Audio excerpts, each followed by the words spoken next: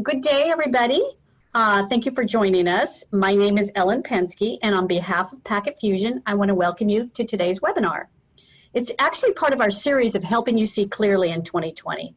We actually developed this series because we know that today's technology landscape is dynamic and complex, and as we all know, can be challenging.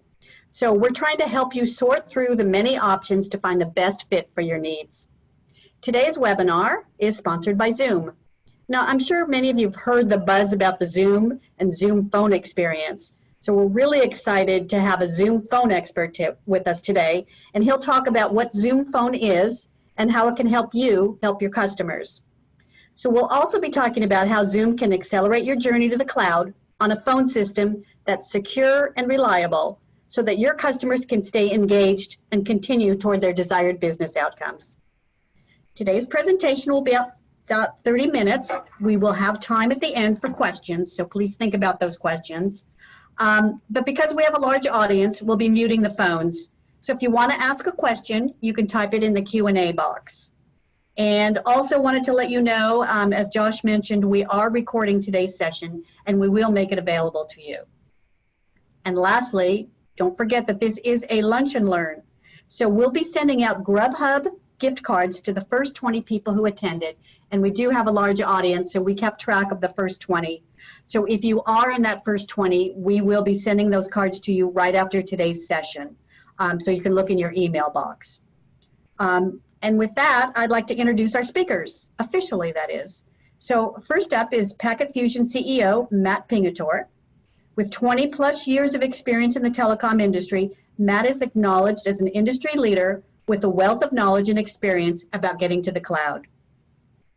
Today's featured speaker is Josh Stanley, and Josh is Zoom's head of strategy and enablement for Zoomphone. Josh has over 20 years of experience working for various telecommunications companies. He's been at Zoom for about a year and a half, and he says that he is passionate about simplifying the end user experience to create more human quality connections that drive both efficiency and effectiveness. So Josh, we're looking forward to hearing from you. And with that, I'll turn it over to Matt. Thanks, guys. Ellen, I'm embarrassed to say that it's actually almost 30 years in this industry, but it is 20 at Packet Fusion, which is scary to me. Hey, thanks for joining. This is our most well-attended webinar yet. I see about half of you that I recognize the names in the company. The other half are net new people who don't know us. So thank you and welcome. This current situation we're all in with people working at home, you know, companies have either accelerated their digital transformation, or if they didn't have a digital transformation story, they now have one, right? Digital transformation is nothing new. It's just a cool new buzzword that we're using to describe business process change, things that we've done forever as business owners and as business executives, changing and driving change within the business for efficiencies with certain tools. We now have amazing tools at our fingertips that are all digitized, are digital tools, so hence the term digital revolution.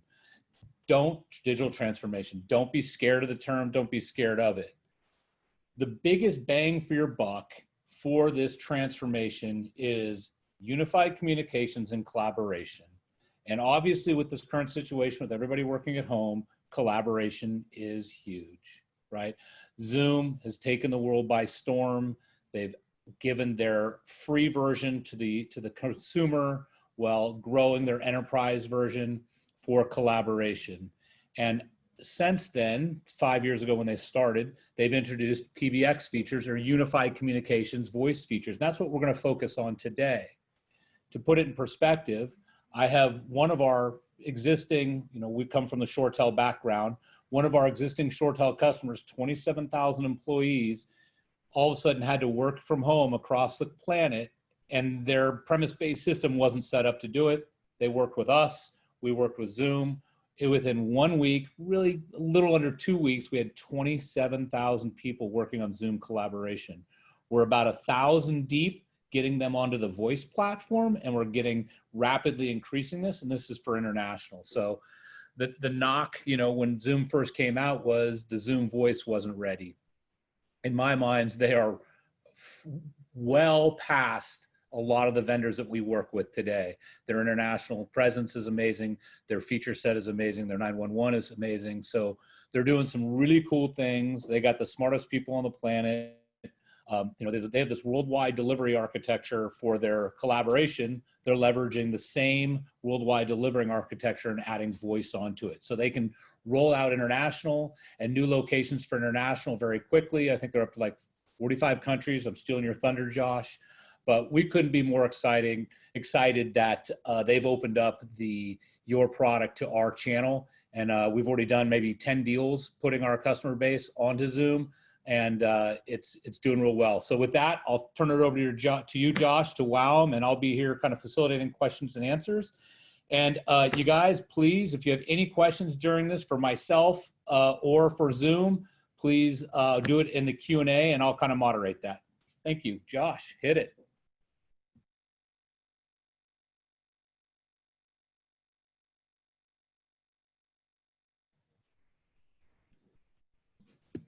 Do I need to make you moderator? Okay, let me do that. Panelist, let's go Josh. More, I will make host. There you go. Josh, there you go. Yep, so sorry about that. I said I won't unmute myself, and I did to protect you all from having to hear me cough. So accidentally a little user error there. So appreciate you unmuting me and allowing us to cover this. Thank you very much for the invite. I appreciate it. Always a great opportunity to get in front of customers that are looking and prospects that are looking for a new phone system or perhaps looking to expand the way their phone system works for you. My job, I lead strategy for Zoomphone and actually cover Zoom Rooms as well for both our channel as well as in our direct team as well. So my hope today really is to go over at a high level, answer probably most of your core questions about how telephony works for Zoom, how it fits into the rest of the solution stack, and talk about Zoom as an overview. Get into strategy and progress and all the great things that we've done in a very, very short window of time and explain how we've done that. Talk about the actual application and show you how the functionality of that application works in our environment. Talk about how easy it is to deploy and how easy it is to manage two big, very important parts of IT organizations, and then get into some of the unique value that we provide. If you have questions, by all means, think through them. You're welcome to post them into the Q&A, and at some point we'll have some time at the end to be able to address them, or Matt can bring them to light as they come in. Our goal at Zoom, and it has been since day one, 2011, when we started our business, is to deliver a frictionless, video-first unified communications platform. It's never been about video meetings. It's always been about delivering a platform and extending that platform into multiple modes of communication, but where video is core in everything we do. The hardest part is absolutely video. Point-to-point video is hard, but bringing in dozens and dozens, if not hundreds and hundreds of individuals on video at the same time and pushing content and bridging audio into that same meeting experience as well. So we are very focused on not only delivering a robust, very capable solution to our customers, but also do it in a way where users who maybe don't have high level of technical skill set are able to use the functionality with no problems in doing so. So easy, simple, intuitive, but yet still very robust and capable on the back end. And if you think of traditional business communications over the years, if you think back, as Ellen already mentioned, we have some duration, longevity in the market. So in terms of experience, I'm sure you probably remember some of the times of premise-based equipment, many customers still running that environment today, and we've seen some evolution over that time. So when you think of on-prem, you think of siloed-based technologies. A lot of functionality has been added over the years since that software was really adopted and rolled out. Things like mobility, things like business enterprise messaging, soft phones, right? Messaging in some cases. All those are add-on functionalities that have been just simply bolted on to the existing infrastructure that was already in place for call control. And the best you could hope is that you were delivering multiple collaboration or communication islands connected together with clean, simple bridges, bridging those together. Now, fast forward, premise sort of gave way to what we've seen over the past decade or so with traditional cloud products, which was really, and more often than not, just simply a relocation out of your data center and into somebody else's. And it stayed as siloed, siloed-based applications that were really disjointed and maybe delivered from a single vendor, but oftentimes still collaboration islands connected with bridges, which creates issues. So if you think about, if I'm running one set of infrastructure for meetings and one set of infrastructure for business chat, one set of infrastructure for telephony, I have to synchronize any sort of development and improvement on those applications to be able to ensure that I don't break the bridge that's connected to them. So it slows down the process. It's really a disjointed user experience. A lot of customers are still sitting in this stage. They moved to the cloud maybe over the past years and are still not seeing the fruit of that effort of migrating to the cloud, right? So what we're now talking about is the next generation, really, which is the evolution of the cloud, and it's truly unifying all of those siloed applications into a single delivered application. And more importantly than a single application, because we can mimic a single application, is that we're delivering all of these applications from one common core platform, one common set of infrastructure, right? And that's what allows us for speed and the rapid pace of innovation to add more functionality to the platform across all the different modes of communication. So we started with the end in mind. Eric Yuan, if you know him, he's a visionary in the industry, and he's done some amazing things. Even before Zoom, he did some amazing things with some other vendors. But he started with the end in mind, and that end was really a true, total unified communications platform. And we know that it's not enough just to simply have all of these different modes of communication. I could easily go out there, close my eyes and throw a dart and find many vendors that can do all of these things, right? But today, customers are demanding that not only do you have the full solution stack of communication, but the fact that they're deeply integrated between each other. So I can start with an instant message or a chat, whether that be an individual or a Teams-based chat, and I can escalate that into a phone call, take that phone call with a single click of the button and escalate that into a more rich, robust, capable collaboration meeting. And then de-escalate if needed. So video, voice, meetings, chat, webinars, all deeply intertwined, integrated into a single application running off of a single set of infrastructure. That's what customers are demanding, and that's what we've been fortunate enough to be able to do. We have the luxury of having started this after a lot of this functionality has been adopted to the cloud. So we've just simply built it into the set of infrastructure that we have. We have not had to bolt on through the process of acquisitions or partnerships. Everything you see here is developed and delivered to you from Zoom, from the ground up, all built from in-house, right? Which we don't have to worry about those collaboration islands connected to bridges that I was mentioning earlier.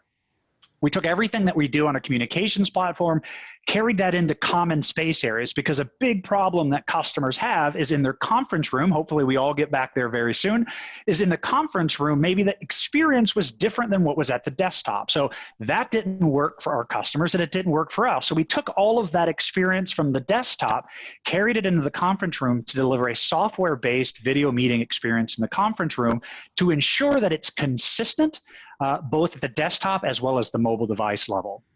And then we took both of those and extended it externally through third-party applications through developer tools. Whether you're using a app marketplace where we've built over 500 integrations into common softwares that your customers, or your users, I should say, are using on a day-in, day-out basis.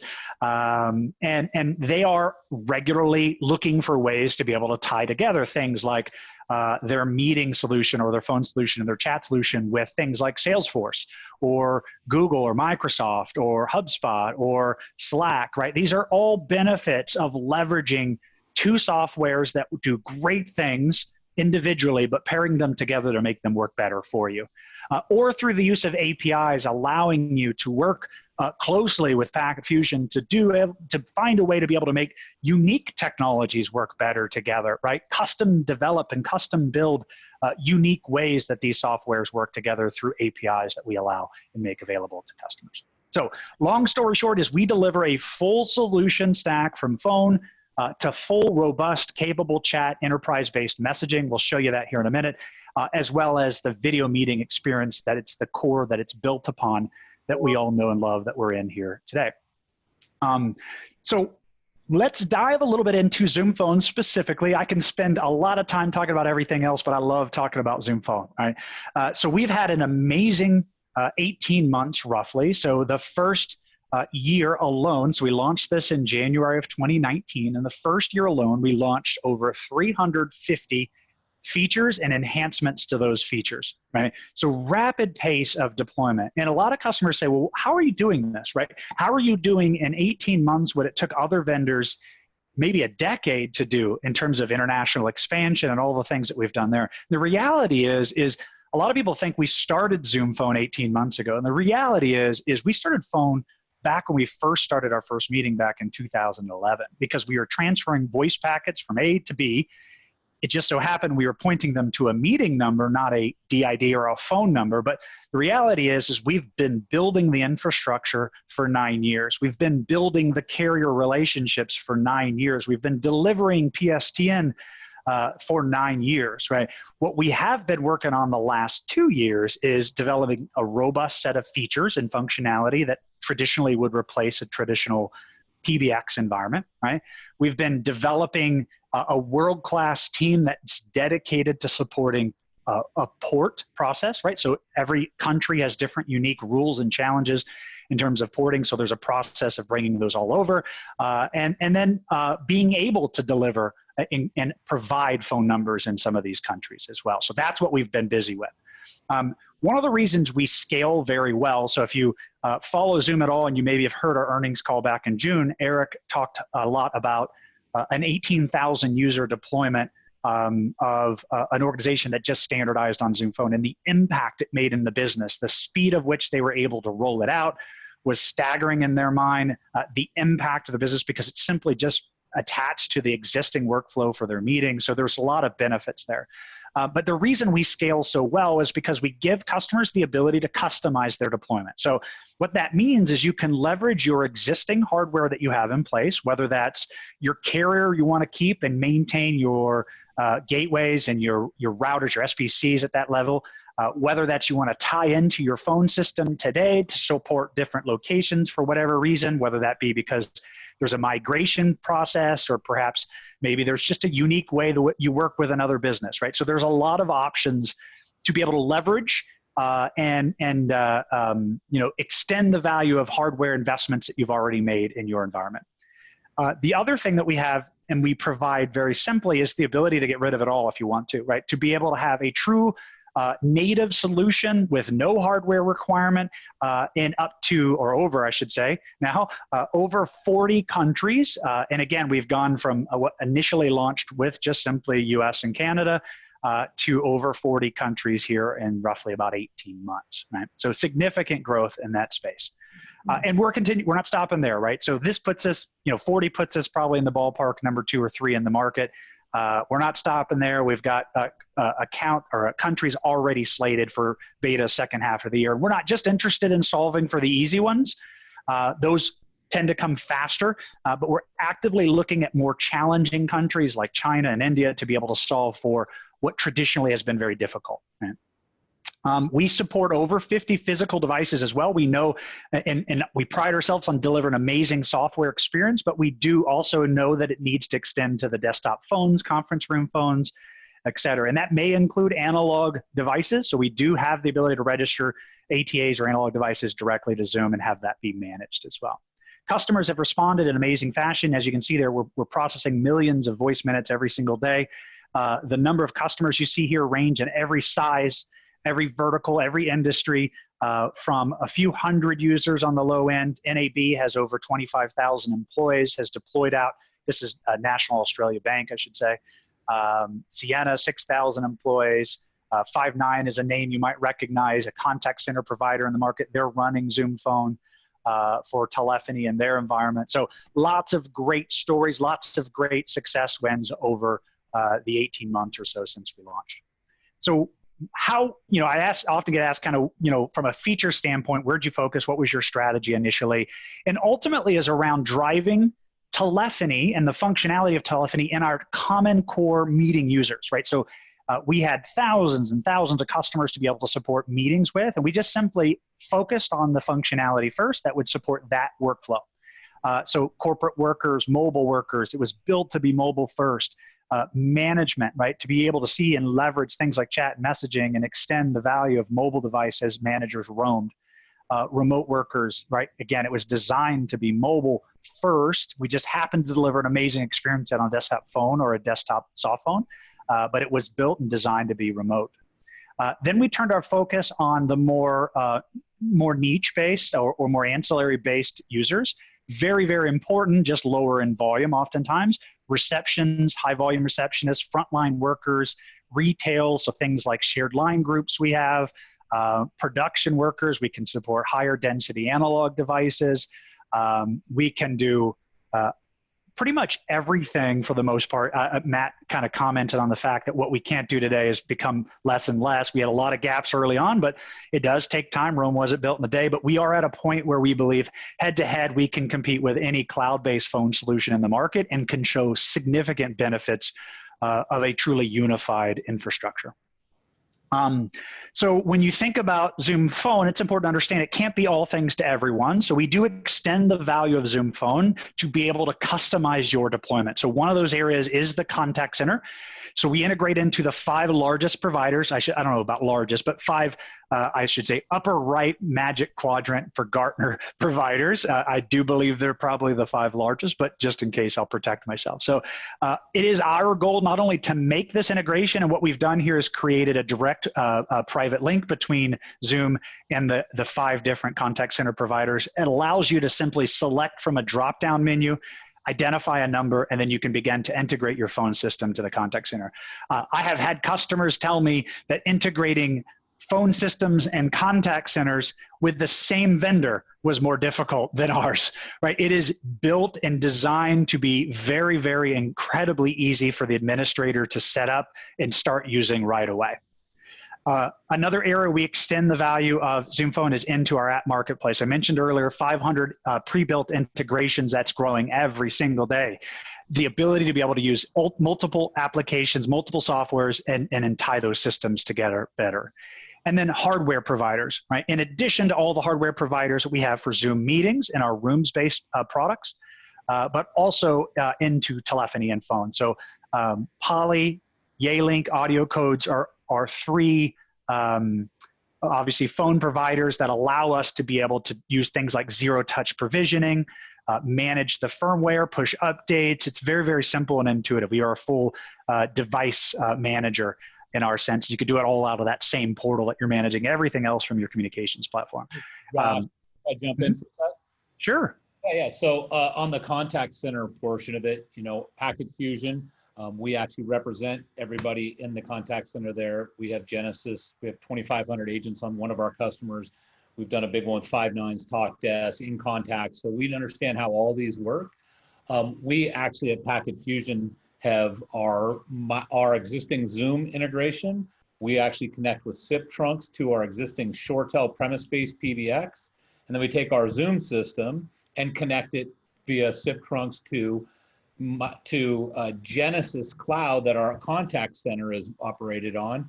And then to add to that, I'm going to steal some thunder on his next slide. We actually have our SIP trunks coming in from IntelliPeer to an SBC, and we point those to Zoom as well. So I don't advocate this for everybody. We're only 50 people strong here, but we're trying to show our customer base that we do all these integrations, and you can't take large enterprises off of their existing system without showing how you're going to phase them in. One of the customers I alluded to earlier with the 27,000 employees, we're taking their existing SIP trunks and pointing them, because they have a huge commitment with them already, and we're just going to point them to Zoom, and they get a little bit of a discount off their lines, but they pay the telco the charges for the calls on a call-by-call basis. So we're doing all this stuff today. We love it. We love where you guys are going. Super easy to use. Good stuff. Keep going. That's great. Yeah, great ad. And I think it speaks to our flexibility to be able to support very large, very complex environments. And again, whether that's Twilio is not in the upper right in the magic quadrant, but all the other guys are. No big deal. I don't even think they're on the. You're 100% right. I think 4 of the 5 are. Twilio is not on. I think they're like more of a platform as a service, so technically fall outside of the contact center. But yeah, totally agree. So what it speaks to is our ability to be able to kind of customize the offering and deployment to be able to meet the customer's requirements. And I think that's what has allowed us to scale upwards of the 27,000 user environments. And I can tell you way beyond, you have some of the largest companies in the world. They just haven't standardized on Zoomphone for every user yet. They are either in paid proof of concepts or paid partial deployment. So I look forward to seeing where this is going. And you're right. I think a big part of it comes down to the flexibility for us to customize an offering for an organization to either slow their path to the cloud, bridge that path to the cloud, or just simply bridge between any systems that they need to integrate with, whether that be temporary or for permanent basis. Right? So let's hop into a demo. I want to show you. I'm not going to go into great detail. If you have questions, post them in the Q&A, and I can go deeper in any one area that you like. But my idea here is just to simply show you the high-level simplicity of the platform. Where did my application go? Sorry. All right, I'm going to pull up this one. All right, so in this application is my this is a sandbox account. It's Sally Sales. I'm logged in here, as you can see. So I'm going to take an alter ego here. The home page gives me the option to look and launch a new meeting. I can do that with and without video using my personal meeting room. I can schedule a meeting here. I can join an active meeting that's already started or soon to start. And then I can walk into a conference room, press the share button, and wirelessly share my content on the screen. So it gives me a lot of flexibility to be able to launch from this page. In addition, Josh, the beautiful thing I love about this is the interface that people already know and love who use Zoom, whether it's the free version, whether it's the enterprise version, whether it's the K through 12 the teachers are using. It's the same one that they all know how to use. And guess what? There's a new icon. That's an excellent point, right? And you can suppress that icon. You can configure out this deployment as well. So just because you have one user using it doesn't mean everybody sees that icon as you're going through testing phase. So there's a lot of flexibility in terms of the way the admin can deploy this out. And you speak to another good point in terms of the comfortability of knowing Zoom. We went from 10 million daily participants in December to 300 million daily participants in April. A huge part of that is because of COVID, but it just really speaks to the ability of us to be able to scale over a very short window. My kids can use Zoom better than I can. Right. That might be true for me too, though. So with that being said, across the top, you'll see the tabs. So you see chat, phone, meetings, and contacts. And again, the benefit is a single application. If I were to show you my mobile device, it would look the exact same. And the consistency of walking out of the conference room, continuing my chat, continuing my phone conversation, or my video meeting is really, really important in the world that we live in today. If I go into chat, you'll see many points where there's deep integration between chat and phone and meetings, and vice versa across all three of the stack. So for example, this is a chat that Sally Sales had with Melanie Manager. And of course I can send text, but I also can send screen prints, files. I could even send simple basic code. I do have the ability right from this. Don't forget about emojis. Emojis as well. Thank you very much. Sometimes I don't. This is me clearly communicating with my daughter with a unicorn. So to your point, there is lots of benefits of that. One of the things I really like in chat outside of emojis is the ability to be able to take that chat and turn it into from a store and forward communication to a live real-time collaboration, which is where we excel clearly. So I can press this one button and take that, turn it into a phone call. I can make an outbound call. Once I do, it launches into the call, and I'm not logged in, but so I will end that, but you could see the experience there. But I can make that into a phone call. They answer on the other end, and then I have graduated control to be able to bridge a third person, take that call, escalate it into a full functioning meeting, record that call. I have all the normal experience that you would expect from a soft phone. This is the Holy Grail. This has been the Holy Grail that I've been preaching for 10, 15 years that I could never get to until now. There's a couple other people that do this, vendors, but a true ubiquitous experience in a single client. A lot of people think tool fatigue is real, or I've got all these different tools that I'm dealing with. I can simplify it here. Not saying everybody does that. Slack is a little, fun word that everybody likes so much. So, while I love your team aspect of your chat here, tell us about Slack. I know I'm probably jumping ahead of where you're going, but 30 seconds on how you guys can integrate with Slack on that. Did I get ahead of yourself? Sorry. No, that's perfect. Yeah, great segue. So I kind of, when I talk to customers, I always like to understand what's their current environment, how do they communicate, what's that messaging look like, and oftentimes there's no standard, right? Maybe I've got 3 or 4 different options in there, and we talk about chat as a way to be able to standardize. But other times I talk to customers that say, "Gosh, we use Slack, love it, can't get enough of it." Well, I always like to say we're Velvet Alliance partners with Slack. We are locked at the hip and arm, and we co-develop a lot of new functionality. So if Slack is your standard for messaging, fantastic, right? What you can now do is plug a rich, capable meeting experience with Zoom into Slack, plug in a rich, capable phone system, PBX experience from Zoom, and plug that into Slack. So you could use the best of both worlds. So our goal is to provide a full solution, right? When that full solution is not needed, we accommodate and deliver the missing or gaps of what that customer communication strategy has today, right? So great point, Matt. We can absolutely do that. There are other integration points. I showed on the slide the ability to be able to tie into things like Microsoft Teams.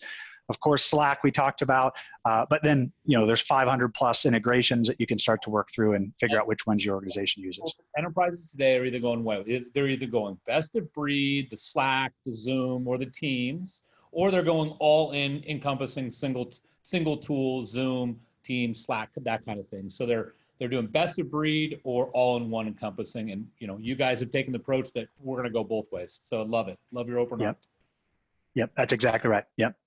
And we have many customers running chat and love chat in their environment, right? And the best part that they love about it, and chat is really difficult to sell. Slack does an amazing job of it, but chat comes with all of our purchases. So if you, actually technically it even comes with the free license. But if you have meetings, you get chat. If you have phone, you get chat. If you have both, of course, you get chat, and that's a single application. And what you will be able to, if you as an organization don't want to deploy our chat solution, you can also repress that as well. So it doesn't have to show up in the application. I actually have chat like sessions or channels in the world of Slack set up with some of my customers as well as Zoom. So I'm doing within my single client chats with third-party entities that are not mine, kind of like a Slack channel. So you guys effectively have channels with third-party entities, which is pretty cool. Yeah, good segue. So I also on a one-on-one can escalate from a phone call or directly from a chat to a meeting, and I can do that with and without video. But to show you the experience of a team base, so if I hover over a team and click on a team, now I've got 5 people in this channel, right? So if I click on that, I can see who those 5 individuals are. You can see their presence, so it pulls, are they on a mobile device like Edward Executive here or Sally Sales? Of course, that's us. We're logged in and available. Right. But I can see their presence. I can chat with all of them, share content information. I can do all that stuff. But one of the things I really love is ad hoc meetings. If you think about the way we used to work where I needed to get 4 or 5 people together. I'd look at everybody's schedule and I'd figure out next Thursday is the earliest we could all meet, right? And reality is business doesn't wait for us, right? We've got to speed it up. And sometimes maybe all 5 people is not a necessary. Maybe I can get 3 of the 5 who's available right now and have more of an ad hoc on the fly meeting to start the discussions. It doesn't have to wait until next Thursday. So what we can do in a team-based chat, so this is my sales team, for example, I can click on the camera and it makes an outbound call to the other 4 individuals that are in this channel. And they answer that call just like they would answer a phone call, but we're in a meeting, right? So we break down those barriers. We make it very simple to initiate and join a meeting that's ad hoc. It's very simple. You can do it in multiple places where you can schedule a meeting as well. So again, the ties between chat and phone and meeting are built throughout. I probably showed you maybe 5% of them, but you get the point. This is the value of a single common infrastructure, a single platform, single application. Inside the phone tab, we'll get into a little bit more traditional phone experience. So inside of phone, you can see, I can see call history. I can filter that down by just missed calls. I can look at calls that were recorded. So we do have the ability to do on-the-fly ad hoc recording, as well as automatic recording for a call queue or IVR or a user. So you can set up recording here. Inside of voicemail, I can see all my voicemails coming in. If I were to click one, you can see the call coming in from Melanie Manager. This is the voicemail for a call queue. I probably should have been more creative. This is Mickey Mouse that called me. This is how recording works for transcription, right? So not only do I have the voicemail in the application that I can play, but I also can read the transcript. I can have that voicemail sent to me via email as well as the transcript if my administrator allows. Right? I also have the ability to view any shared voicemails as well. So in this case, Josh Stanley has granted Sally access to his voicemail, but Sally also has access to a sales call queue. So what we've set up here is a sales queue, has 4 or 5 people in it. If it ends up going to voicemail, I want to grant my sellers access to those voicemails. So here you can see Sam support called the sales queue. You can see who it's for. I can click on it and I still get the full transcription of that voicemail, even though it's a shared mailbox. So nice value add. A lot of vendors don't have shared voicemail, and we do.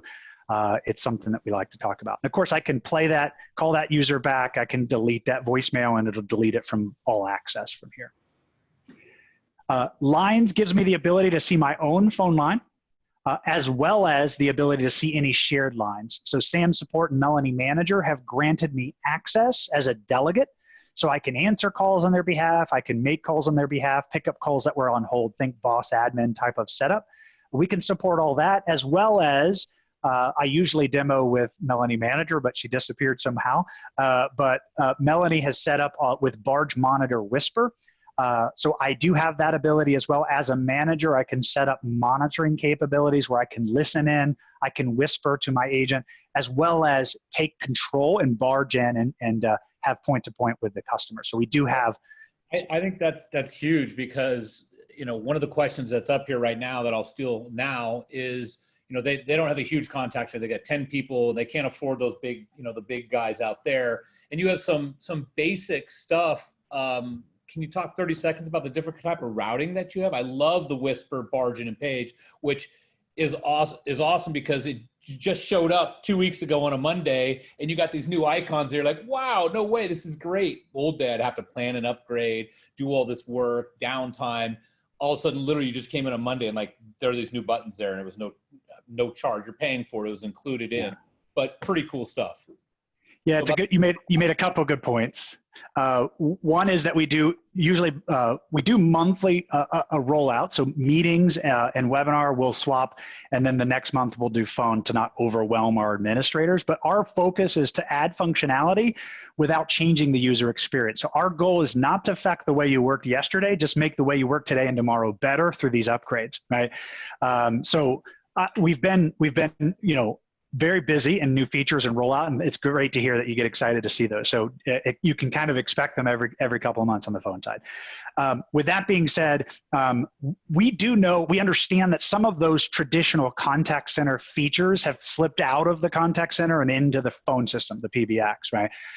So we know some other vendors do support that, and it's our interest to do that as well. So we kind of call those contact center light functions.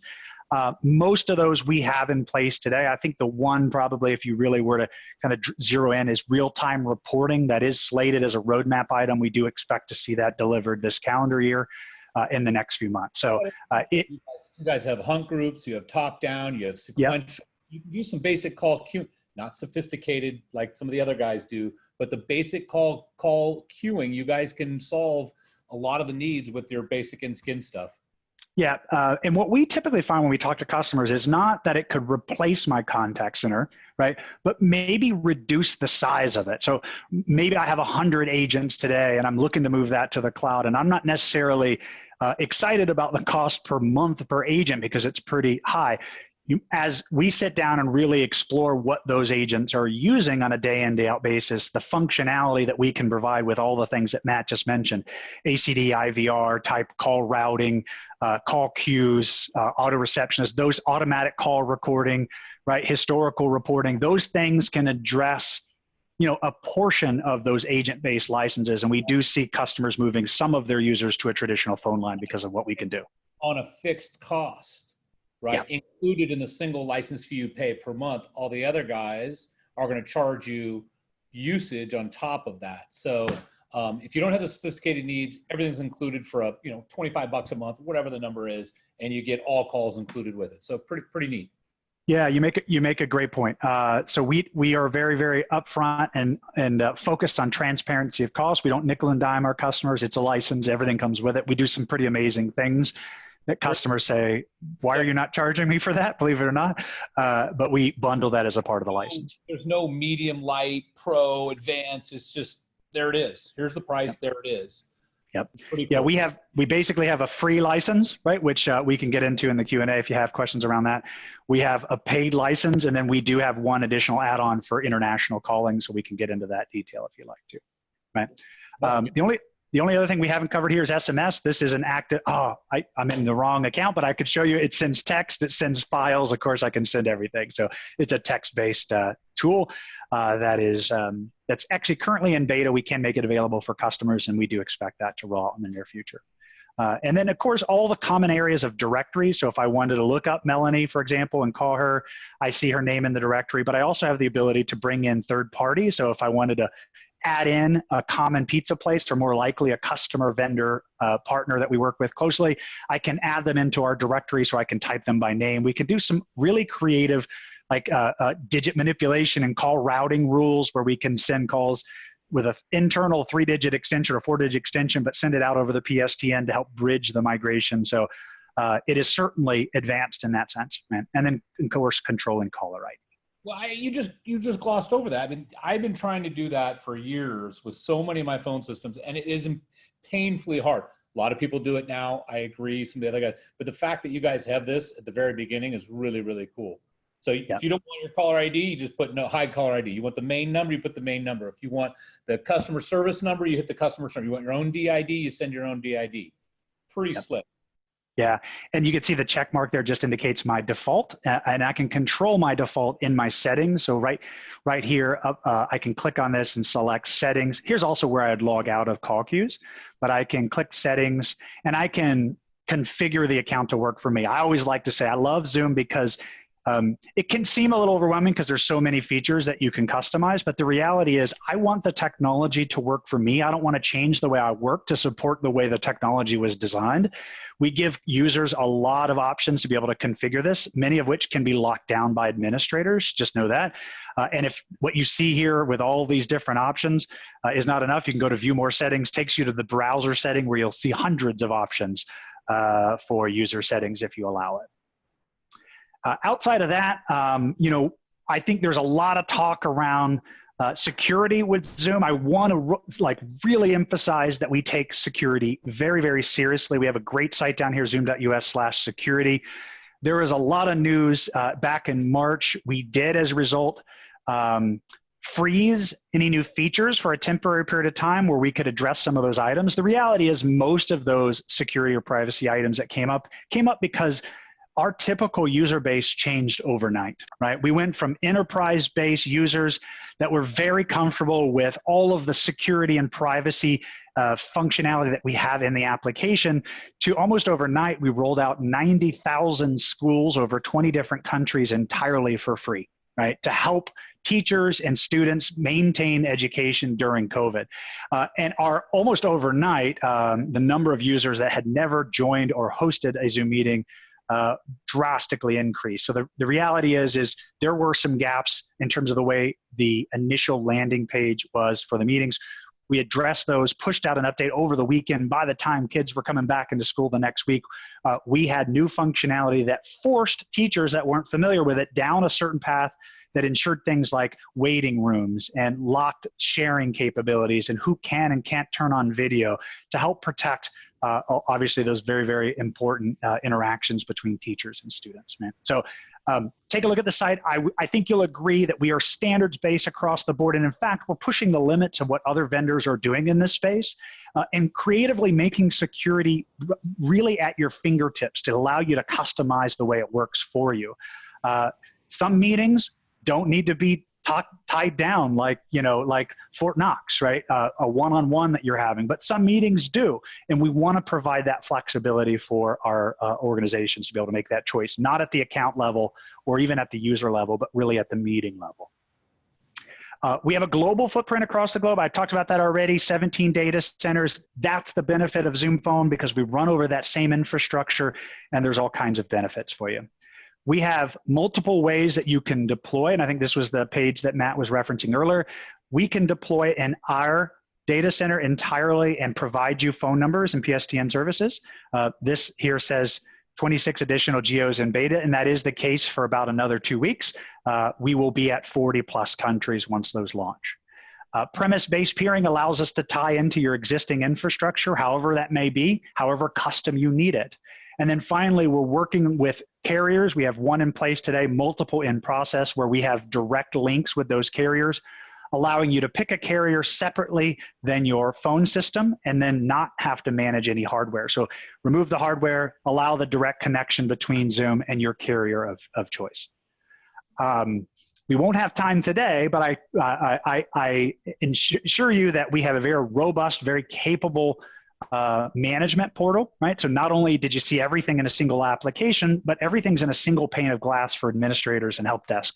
That allows it to be very, very simple, rich analytics and diagnostics to be able to both identify and troubleshoot and solve those issues, as well as rich adoption data to ensure that you're getting great value out of the technology you're purchasing as well. I'll leave you with this. This is really what the 5 kind of main customer pain points that are brought to us right now.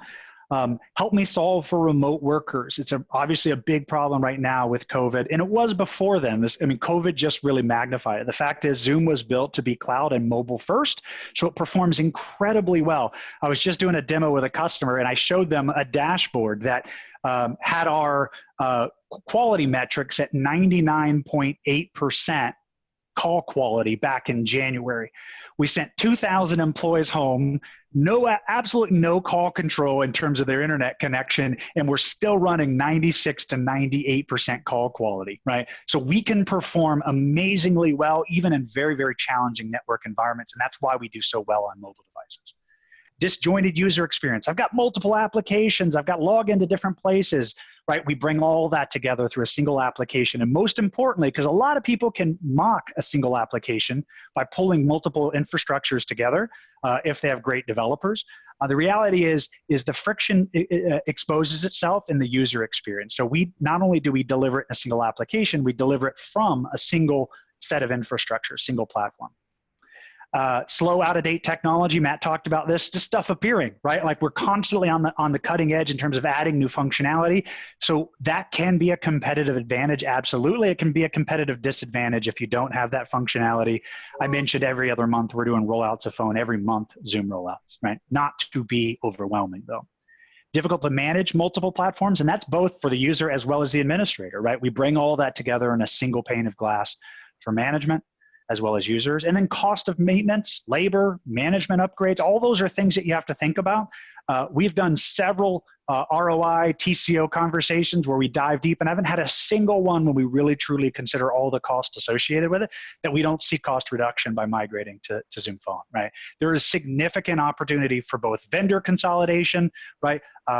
Services consolidation, and simply eliminating some of the duplicate costs that you would have as a result of Zoomphone. So the 27,000 line deal we were talking about, we saved them $10 million over 5 years.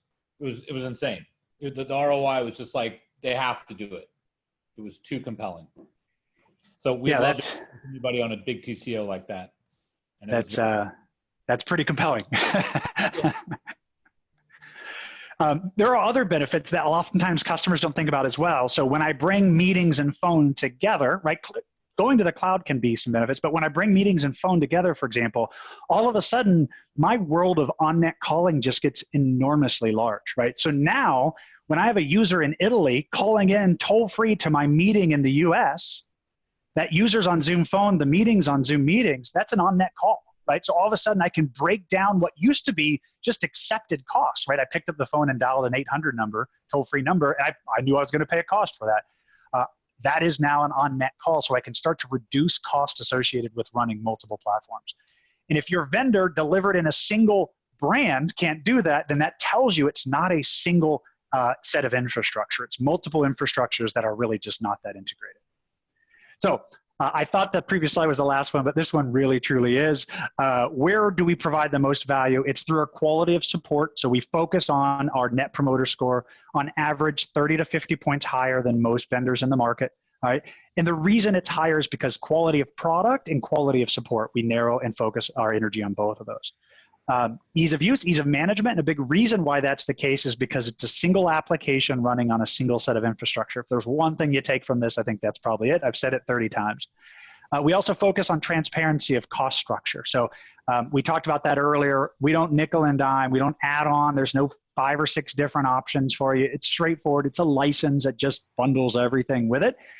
Even traditional things that you see on traditional UCaaS vendor bills like recovery fees and administrative cost fees. Most people don't know what that's for. We consider that the cost of doing business. It's a part of our license or it doesn't exist, right? So the only thing you see on our invoices is the cost of obviously services, which is the license and the usage that you're using, plus any federally or state and local taxes, right? That's it. You don't even see things like E911 or emergency calling in our bill. It's a part of our license cost. You guys actually have a little bit of a big unfair advantage, right? I mean, you have no baggage, right? You got to start from scratch, understanding all the pitfalls of all these companies who tried to get to the cloud for UCaaS. They took a premise system, put it in the cloud. They took the cloud system and tried to make it cloud. And now they're taking that and making it basically kind of private or a hybrid cloud with, or the hyperscalers, the AWS and GCP, and they're having the worst time on their 3rd phase of this. You guys just said, well, we're just going to start with cloud. And because of that, you guys have a very clean architecture that gives you guys a huge advantage using all the tools without a lot of baggage. Yeah, I heard it explained earlier as technical baggage, and you're absolutely right.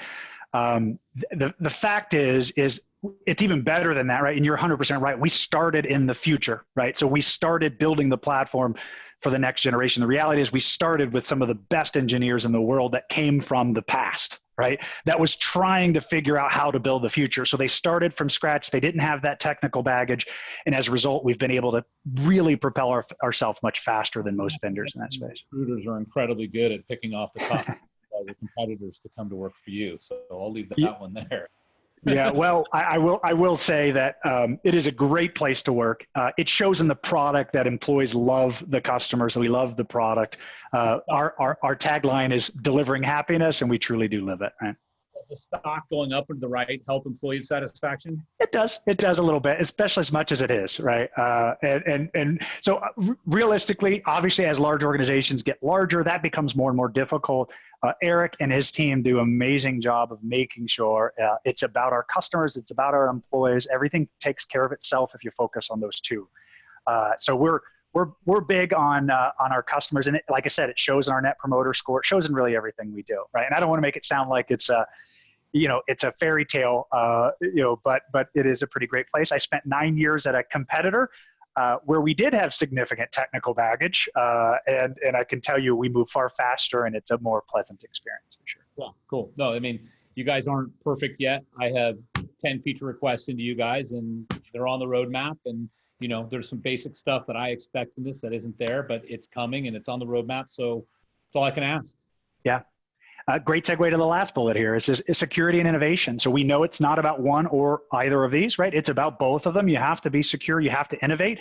A big way we innovate is we listen to our customers. Our CEO all the way down talks to customers, right? Every day they have interactions with customers, and we're asking that question, what would you like to see?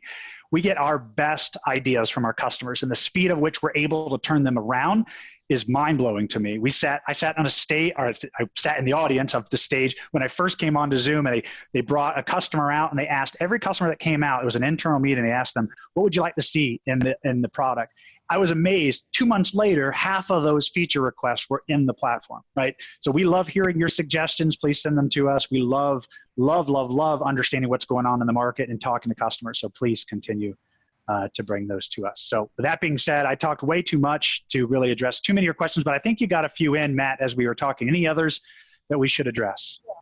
They're all pretty basic. Some of them are really pointed towards customers. So we'll take a couple of those offline and I'll just answer them directly. But one is about 911. What do you got? 911's been very hard. You got Kerry's Law, Ray Baum's Law, these federally mandated things that are coming up. And here, just give us a couple minutes on your 911 and what you're doing there. Yeah, so I can talk, and Rick can probably correct everything I say. He's our technical resource, but I can tell you, we are interested in delivering a complete platform that allows organizations to deliver and extend the full value of communications, right? So that means sometimes when it makes sense is partnering, and sometimes building from scratch inside the platform. So we're doing some real unique things, whether that's really basic, allowing users to be able to update their address, all the way up through the ability to pull an IP address, an SSID, to be able to determine where that user is located in your campus, to be able to send the right location information to the public service answering point. Gloss over both of those, like, oh, it's no big deal. Like the fact that a person at home, if you don't recognize the IP address that they've been calling from, you're going to make them either say, yes, it's the right address, or fill in a new address for them. So if they dial 911 from home, it goes to the right spot.